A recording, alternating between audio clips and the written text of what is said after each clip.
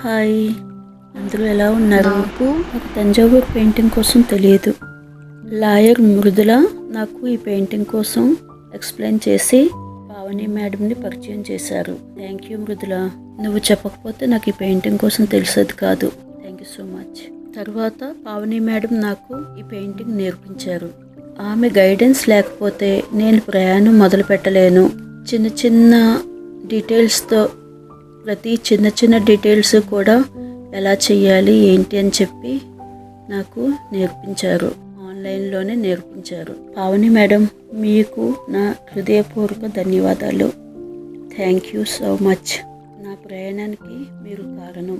ఈ journey start అవ్వడానికి మీకు మృదులాకి థ్యాంక్స్ చెప్తున్నా.